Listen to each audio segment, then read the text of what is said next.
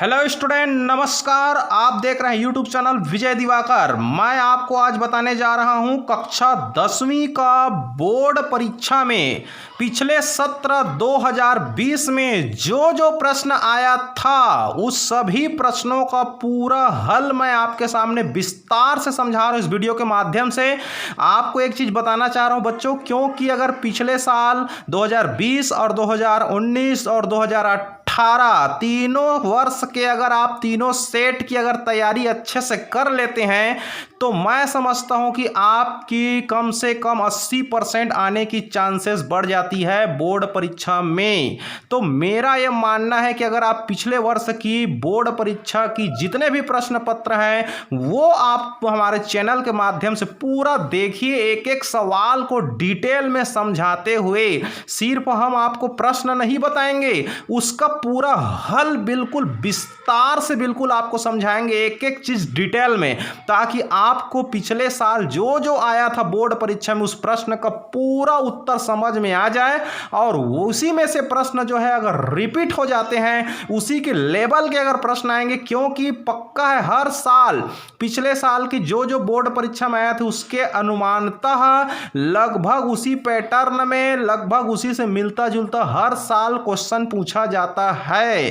तो हम आपको बता दें, आप बिल्कुल पढ़िए हमारी चैनल के माध्यम से, आपको डिटेल में हम समझा रहे हैं ताकि आपको हर चीज समझ में आएगी बोर्ड परीक्षा में जो प्रश्न पूछे जा चुके हैं। तो हम आपको ले चलते हैं सीधा प्रश्न पहला में। बोर्ड प्रश्न पत्र 2020 गणित कक्षा 10वीं सेट ए संपूर्ण हल विस्तार से देखिए। प्रश्न पहला सेक्शन ए, सही विकल्प चुन करके लिखिए। इसमें 5 सवाल है। पहला सवाल आपके स्क्रीन पर, यदि px बराबर x का वर्ग धन 3x धन 2 हो तो p3 का मान ज्ञात कीजिए। px बराबर एक बहुपद दे रखा है, यहां पर x का वर्ग धन 3x धन 2, आपको p3 बताना है। p3 का मतलब देखो यहां px है, मतलब px है तो इसमें पूरा x में फलन है, यहां P3 है, मतलब x के जगह में कौन आ गया, 3 आ गया। आपके पास ऑप्शन है 3, 9, 18, 20, 4 ऑप्शन है।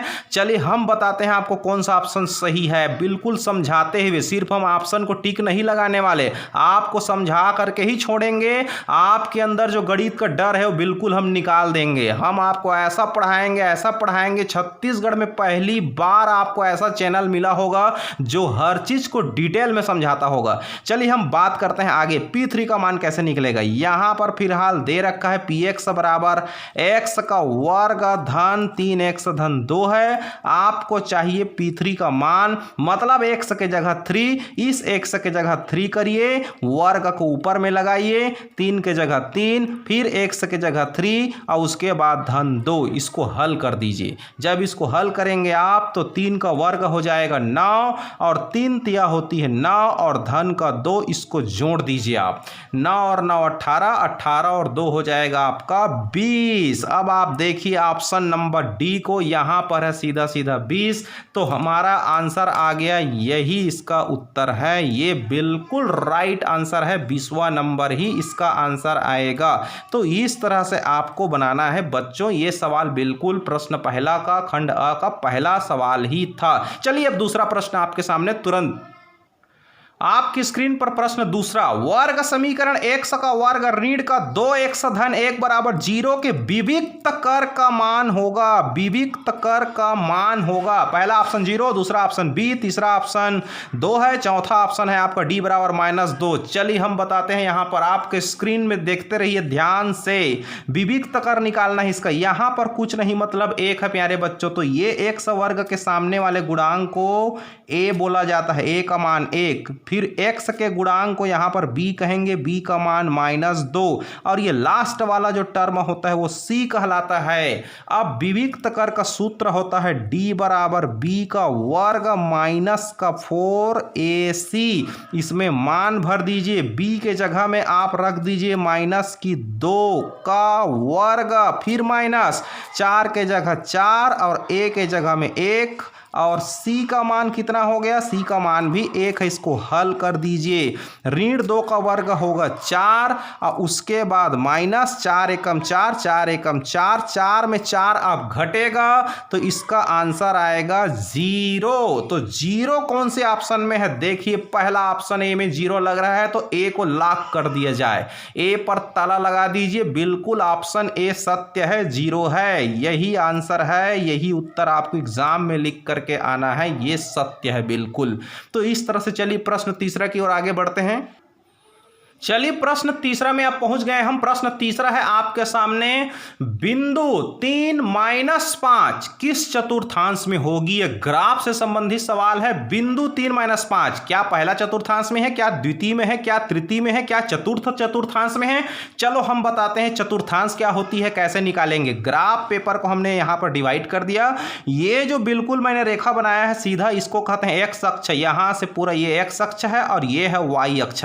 इस एक्स का ये 0 मूल बिंदु है यहां पर, और यहां से अगर हम राइट साइड जाएं तो ये धनात्मक पक्ष कहलाती, धन 1 धन 2 धन 3, और इधर जाएंगे तो ऋण 1 ऋण 2 ऋण 3 ऋणात्मक साइड हो जाता है। अगर इधर से हम ऊपर जाएं y की तरफ तो धन 1 धन 2 धन 3, नीचे तरफ जाएं तो y डैश एक्सिस हो जाती है, तो ये हो जाती है -1 फिर -2 फिर -3 हो जाता है।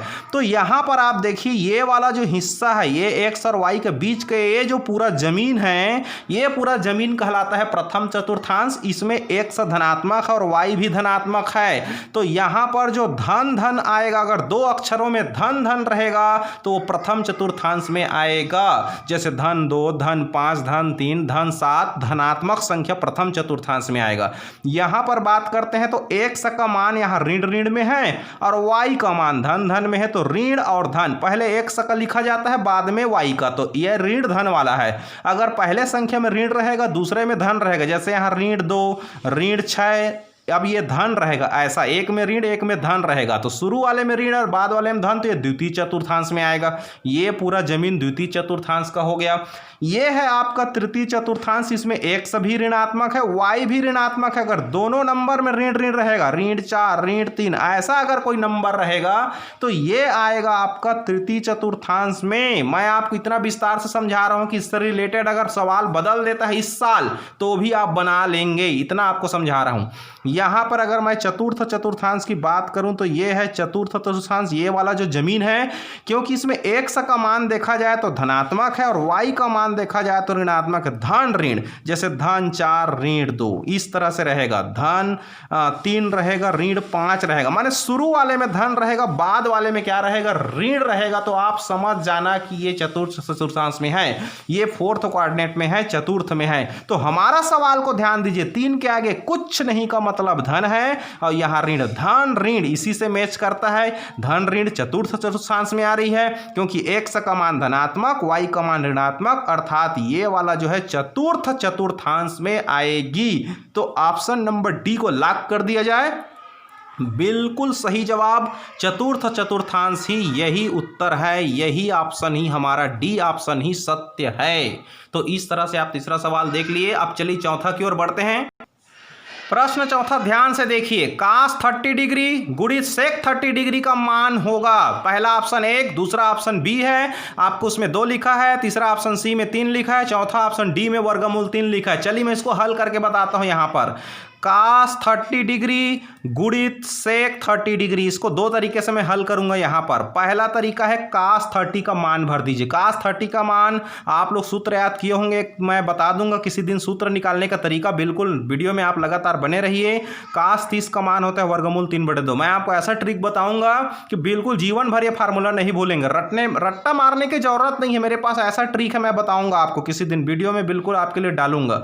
और sec 30 का मान हो जाता है 2/वर्गमूल 3, जस्ट उल्टा है एक दूसरे का। अब इसको काट दीजिए, इसको जब काटेंगे तो कितना आएगा, सब कट फिट करके बिल्कुल 1 आएगा यहां पर। तो ये है ऑप्शन ए में 1 है, बिल्कुल इसको लॉक कर दीजिए, यही इसका ऑप्शन का यही आंसर सही है, बिल्कुल यही विकल्प सही है। यहां पर एक दूसरा तरीका और भी बता रहा हूं मैं, cos 30 है और ये sec 30 है। आप सूत्र में याद किए होंगे cos थीटा का मान जो है sec का जस्ट विपरीत होता है। cos जो है sec का उल्टा है या sec जो है cos का उल्टा होता है। cos 30 को आप लिख सकते हो 1/sec 30 और यहाँ पर sec 30 रहन दीजिए इसको, बिल्कुल cos थीटा बराबर होता है 1/sec थीटा। अब ये दोनों कैंसिल हो जाएगा, सेम होने की वजह से 1 बच गया, तो ऊपर भी आप जान जाएंगे यहाँ पर ऑप्शन ए ही सही है। तो इस तरह से बिल्कुल आपको डिटेल में हमारा चैनल बता रहा है, आप हमारे चैनल में लगातार बने रहिए। चलिए प्रश्न 5वां की बात कर लेते हैं। चलिए प्रश्न 5वां, देय आयकर 3000 रुपया पर शिक्षा उपकर 3% की दर से होगा। यहां पर 3000 रुपया है, लेकिन इसमें एजुकेशनल टैक्स आपको बताना है शिक्षा उपकर 3%, माने 3000 रुपया इनकम टैक्स हम पटाएंगे, लेकिन उसमें ऊपर से 3% शिक्षा उपकर और देना पड़ता है, तो वो देय आयकर पर ही देना पड़ता है, आपको समझा दे रहा हूं। तो इसका 3% और निकाल दीजिए, फिर आपका आंसर आ जाएगा यहां पर। तो चलिए हम निकालते हैं यहां पर कौन सा ऑप्शन सही है, देखते हैं यहां पर 3000 रुपये का यहां पर 3% कितना होगा। तो का मतलब होता है गुणा, 3000 गुणित 3% को हटाने के लिए भागित करेंगे यहां पर 100 और ये 0 यहां पर कैंसिल और 30 दिया होता है 90 रुपया। तो यहां पर ऑप्शन बी को आप ध्यान से देखिए, 90 रुपया है, यही आंसर आपका सही है। ऑप्शन बी को लॉक कर दिया जाए, बिल्कुल सही जवाब। तो हमारी चैनल के माध्यम से बोर्ड परीक्षा में आने वाली सभी इंपॉर्टेंट सवाल का वीडियो विस्तार से समझाया जा रहा है, इसलिए आप हमारे चैनल को सब्सक्राइब कीजिए, बेल आइकन को दबाइए और इस लॉकडाउन में अपने मित्रों को कम से कम 10 लोगों को तो फॉरवर्ड करके मदद कर सकते हैं आप। बिल्कुल मदद करने से ही भगवान की ओर से दुआएं आशीर्वाद मिलती है। जिस तरह से मैं मेहनत करके आपके लिए बना रहा हूं, ऐसी आप कम से कम 10 लोग को जरूर फॉरवर्ड करें। और आपको अगर लाभ मिल रहा है इस चैनल से तो पूरा वीडियो शुरू से आखिरी तक देखिए और एक लाइक कर दीजिए। लाइक करने में आपका कोई नुकसान नहीं है, आप लाइक करोगे तो मुझे एनर्जी मिलेगा और मैं फिर से आपके लिए वीडियो बनाऊंगा। तो यहां पर इस तरह से हर सवाल का वीडियो मिलेगा। तो ये हो गया प्रश्न पहला से लेकर के बिल्कुल 5वां तक, जो पिछले साल बोर्ड प्रश्न पत्र 2020 में सेट ए में आ चुका है। इसका पूरा डिटेल हल हमारी चैनल के माध्यम से पहली बार आपको मिल रहा है।